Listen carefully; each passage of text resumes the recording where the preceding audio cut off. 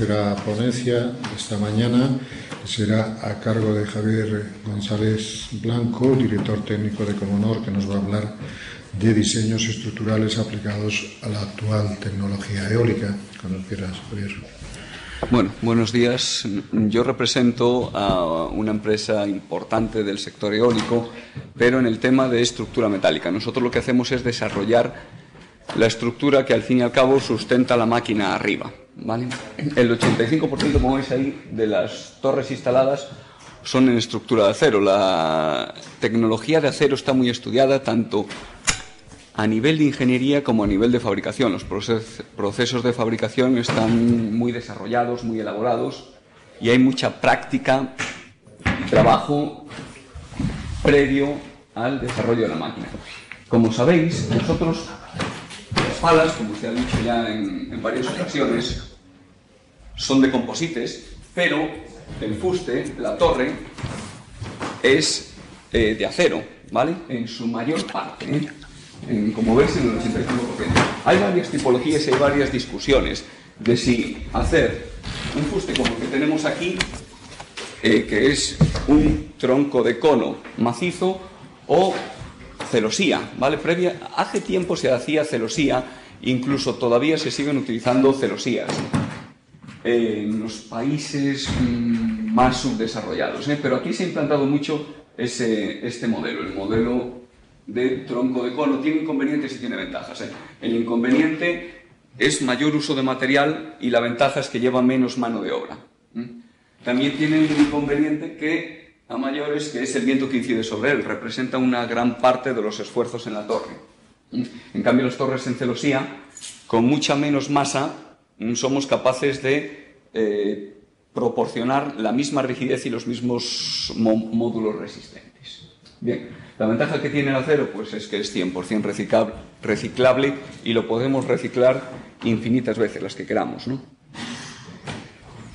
Bien, las torres normalmente eólicas están compuestas de tramos, ¿no? Si tiene por 100 metros de altura, 60 metros de altura, 90 metros de altura, no se hace todo de una tirada. Sería muy dificultoso transportar 90 metros de longitud y montar 90 metros de longitud. Entonces, estas torres se hacen por tramos que suelen oscilar entre 25 y 40 metros, ¿vale? Depende de la disposición. Se fabrican esos tramos y luego se unen, normalmente con uniones atornilladas. En obra siempre se evitan las soldaduras. Sería muy difícil realizar soldaduras en obra a esa altura y con la calidad que requiere, porque además son estructuras dinámicas que están sometidas a fatiga y la soldadura en la fatiga no se comporta demasiado bien. De hecho, vamos a ver análisis. Bien, ¿cómo se hace el cálculo de estos fustes? Bueno, pues no es más que un cálculo estructural normal, no tiene prácticamente ninguna novedad. Lo primero que hay que hacer es determinar los parámetros climáticos del entorno, ¿vale? La torre va ubicada en un entorno, por lo tanto hay un perfil de vientos, que ya llevamos mucho hablando sobre él, que inciden sobre la torre, sobre las palas. Hay un perfil de temperaturas y hay unas zonas sísmicas, ¿vale? No es lo mismo que sea una zona de sismicidad alta que sea una zona de sismicidad baja. Al fin y al cabo, estas torres tienen prácticamente toda la masa concentrada arriba. Entonces se comporta como un péndulo inverso, ¿vale? Con lo cual las excitaciones de la base provocan unos esfuerzos muy grandes en el palo que sustenta la masa superior, ¿vale? Se determinan las acciones de la máquina y las frecuencias naturales de vibración. Entonces, con las acciones sísmicas, el viento que incide sobre el perfil y las acciones de la máquina tenemos suficientes datos para crear un modelo de elementos finitos, ¿vale? El primer modelo que se hace es un modelo que normalmente se modeliza la torre entera sin prestar atención a las uniones, ¿vale? Las uniones se modelizan en modelos específicos posteriores, ¿vale? Y se hace un modelo de elementos finitos normalmente con placas tipo SEL, con todos los grados de libertad, tanto en desplazamientos como en giros. Se le meten las acciones en la cabeza, se le meten los perfiles de carga que tengamos y las acciones sísmicas. Y con ello se determinan los diámetros y los espesores de las chapas, ¿vale? Un cálculo estructural normal. Normalmente, como antes habéis visto, el tipo de programas que se utilizan para estas cosas es ANSYS, Cosmos, Abacus, Nastran, cualquier programa de elementos finitos, ¿vale? Porque normalmente se van a perfiles muy optimizados. Estas zonas de aquí abajo, y bueno, casi toda la torre, son regiones que se llaman de clase 4 en estructuras metálicas, que son regiones que abollan, ¿vale? Se llega antes a la abolladura antes que alcanzar el límite elástico. Y se trata de optimizar el material, porque es para todo. O sea, 1 kilo de hierro hay que pagarlo para comprarlo, hay que pagarlo para transformarlo, hay que pagarlo para pintarlo, hay que pagarlo para transportarlo y luego hay que pagarlo para montarlo. Entonces, hay que quitar los máximos kilos posibles, ¿vale? Por eso vamos a optimización del material, ponerlo todo lo más fino posible, y eso nos obliga a realizar análisis por elementos finitos, ¿vale? No hacemos análisis clásicos normales, como puede marcar el Eurocódigo 3 o el actual código técnico, ¿vale? Se trabaja siempre en clase 4. Bien, una vez que calculamos las secciones y los espesores de las chapas van disminuyendo, como sabéis, desde abajo hasta arriba. Pueden llegar espesores abajo hasta 50 y arriba pues espesores de 8, una cosa así. Aunque hay que tratar de evitar espesores grandes, ¿eh? Los espesores grandes en estructuras metálicas son un problema. Pasan de estados de tensión plana a deformación plana, defectos internos, el límite elástico del material se reduce. Pues hay que tratar de reducir los espesores en la base. Bien, una vez que hemos calculado la estructura, obtenemos también las reacciones en la base que luego posteriormente nos permiten calcular la cimentación. Una vez que tenemos el modelo general, tenemos que ir ya a los detalles específicos, calcular las uniones, los procesos de soldadura, tornillos, todas estas cosas, ¿vale? También hay que calcular la estructura fatiga, ¿vale? No se hace un cálculo estático habitual. Esta estructura tiene movimientos elevados, tiene variaciones, recorridos de tensión, carreras de tensión altas, y es una carga dinámica. No son como las estructuras que tenemos habitualmente de edificación, que los modelos son estáticos. No ha lugar un cálculo de fatiga en un edificio civil, porque no se permiten vibraciones importantes, porque si no dentro sería muy incómodo el bienestar, ¿no? Pero en este tipo de estructuras sí, en la cabeza oscila mucho, por lo tanto tenemos que ir a cálculos de fatiga. Hay que estudiar una cosa muy importante, importantísima, las tolerancias de fabricación. Las tolerancias de fabricación no se fijan al azar. Deben de calcularse las deformaciones o defectos de fabricación y montaje que se permiten para que, una vez montada la torre, funcione dentro del régimen elástico, ¿vale? Hay que tener en cuenta que los procesos de fabricación tienen unas tolerancias, o sea, no se fabrica al milímetro o a la décima de milímetro que se diseña, ¿vale? Y tú el modelo lo diseñas con unas condiciones. Sin embargo, esas condiciones hay que permitirle unas tolerancias, y esas tolerancias hay que acotarlas, ¿eh? A veces considerar las tolerancias de fabricación nos obligan a rediseñar y aumentar espesores del modelo original, ¿vale? Y vamos a ver casos de fallos producidos por no tener en consideración las tolerancias de montaje. También hay que definir los procesos de soldadura, hay que evitar roturas frágiles, hay que darse cuenta que muchas de estas torres están situadas en alta montaña, ¿vale? Con lo cual las temperaturas de trabajo son muy bajas. Las temperaturas de trabajo bajas y las acciones, los movimientos rápidos, acciones violentas y cargas dinámicas, y además estados triaxiales de tensiones que se producen aquí, provocan lo que se denomina la rotura frágil, ¿vale? La rotura frágil es rotura brusca sin deformación previa, ¿vale? Esa rotura hay que evitarla siempre en todo tipo de estructuras, porque tú, si ves que esa viga va bajando, te asustas, ¿no? Y dices, oye, si aquí pasa algo, me voy. Sin embargo, si ves que la viga no sufre el más mínimo daño y de repente colapsa, pilla a todos los que están en el interior, ¿vale? Eso es lo que se denomina rotura frágil, que hay que evitar. Y gran parte del diseño va encaminado a ello. Los procesos de soldadura tienden a fragilizar mucho los materiales, ¿vale? Porque es un proceso térmico que se hace a alta temperatura y de repente tiene un enfriamiento muy brusco, ¿vale? Eso hace que se produzcan en los aceros estructuras frágiles. Ese enfriamiento hay que tenerlo muy controlado para que el acero no pierda sus propiedades de ductilidad, ¿vale? Y de alargamiento, ¿vale? Hay que estudiar también las torres no se fabrican por arte de magia y de repente se ponen en su estado de trabajo, ¿no? Hay unos estados de fabricación, transporte y montaje, y la torre debe de diseñarse para soportar todas y cada una de las fases, ¿vale? Y que en los procesos, y hay incluso que diseñar los utensilios de manipulación. Los útiles de manipulación no pueden dañar a la torre, ni en el izado ni en el transporte, ¿vale? Esos útiles de manipulación hay que definirlos también, ¿eh? Y finalmente se hace el diseño de la cimentación. Bien, el cálculo de fatiga, pues un cálculo de fatiga normal, como el de toda la vida. Se determina el espectro de cargas, se calculan los detalles, ¿vale? Mediante elementos finitos modelizamos cada uno de los detalles y calculamos la concentración de tensiones que se producen en cada uno de esos detalles.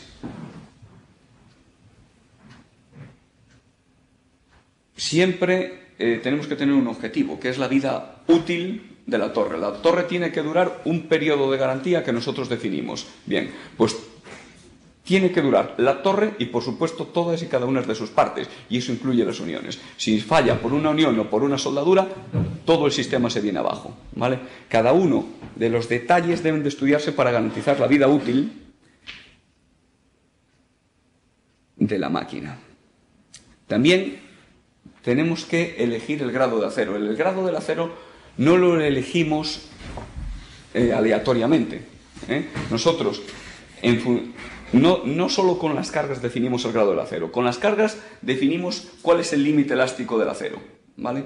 Pero también tiene que tener ese acero unas propiedades de ductilidad, ¿vale? De trabajo a baja temperatura.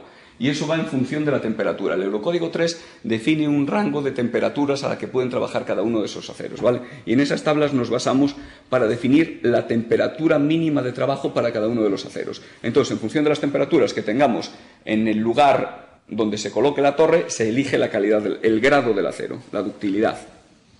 Bien, por ejemplo, antes habíamos visto un modelo genérico de elementos finitos para calcular espesores y diámetros. Posteriormente, ¿qué tenemos que hacer? Modelos de elementos finitos específicos para cada uno de los detalles. Sería imposible, con las máquinas actuales, calcular un modelo con sólidos, con 20 nodos y con 6 grados de libertad por nodo, modelizar toda la torre. Eso es inabordable. Entonces, se modeliza con cells y luego modelizamos las zonas de los detalles. Sí que ahí las modelizamos con mucho más rigor, ¿vale? Por ejemplo, aquí veis una zona de la unión. La zona de la unión de los tramos que os comentaba antes es la zona más sensible a la rotura, ¿vale? Es donde se produce mayor factor de concentración de tensiones, porque fijaros que por aquí viene el flujo de tensiones, tiene que ser luego transmitido por los tornillos otra vez aquí. Ahí hay un cambio en la dirección de las tensiones, eso provoca concentraciones. Además, ahí se produce también una soldadura, ¿vale? Se produce la soldadura de este elemento, que es la brida de unión, con los cilindros, las virolas, ¿eh? Aquí se produce una soldadura justo en la zona de mayor concentración de tensiones. Por eso hay que estudiarlo con mucho detalle, ¿vale? También aquí es donde, en estos modelos, donde metemos las tolerancias de montaje. Si os fijáis, no se ve demasiado bien, pero aquí se aprecia que están separados. Esta brida y esta brida tienen ahí un gap, una tolerancia, y ahí están pegados. Normalmente se hacen con esa conicidad y no es demasiado buena, porque luego estos tornillos se pretensan, ¿vale? Para apretar una brida contra la otra. Al apretar esta brida contra esta otra, obliga a que se cierre ese gap que tenemos ahí, y eso le mete unas tensiones, ¿vale? Y esas tensiones hay que modelizarlas y ver qué concentración de tensiones provocan. Por eso, este gap hay que acotarlo aquí, en el modelo, y definirlo aquí en el modelo. Esa tolerancia es ahora cuando la definimos. A veces, si definimos aquí una tolerancia demasiado grande, cuando le metemos el pretensado a los tornillos, se provocan concentraciones de tensiones que no están permitidas, ¿vale? Entonces, esta tolerancia nos va a obligar en muchas ocasiones a corregir estos espesores y estos radios de acuerdo, ¿vale? En este caso, también modelizamos el efecto de talla. Aquí vemos un modelo que modeliza una fisura y se ve la concentración de tensiones que tenemos en la punta de la fisura para ver qué tamaño de fisura podemos tener antes de que se produzca la rotura. Aquí también tenemos un modelo de ese mismo modelo, que en una sección, ¿vale? ¿Veis? Hay unos elementos de contacto y está trabajando a flexión, ¿vale? En este caso es la parte de tracción de la torre, que como veis se despega hacia afuera. En cambio el tornillo aquí obliga a que se mantenga unida. Esto provoca también concentración de tensiones aquí, que es justo la zona de la soldadura.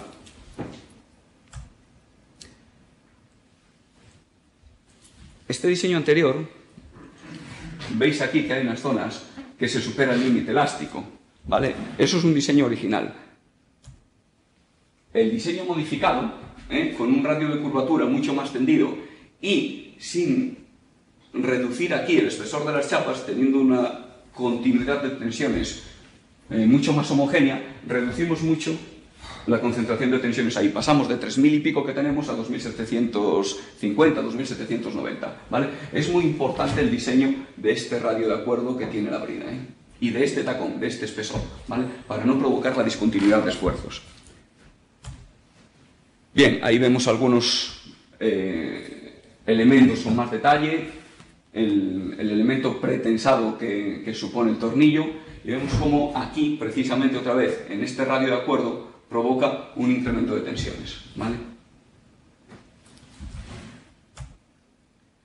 Estudiamos también no solo la torre en general, no solo los detalles de unión, sino también los procesos de enfriamiento de la soldadura, ¿vale? Para que no se creen estructuras martensíticas en el acero.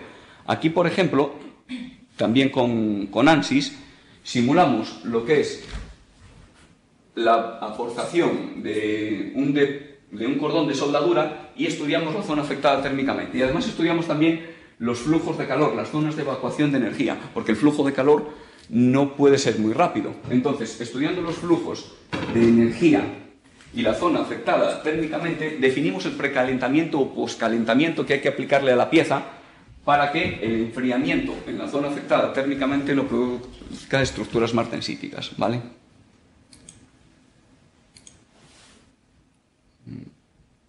Bueno, ahí había puesto una animación que parece que no funciona, para representar cómo se va enfriando este cordón y la zona afectada térmicamente. Vemos que en 6 segundos se pasa prácticamente de los 1600 grados a los 200 o 300 grados, ¿vale? Entonces hay que estudiar esas curvas de enfriamiento a ver si en el acero que le corresponde entramos dentro de la zona martensítica o no.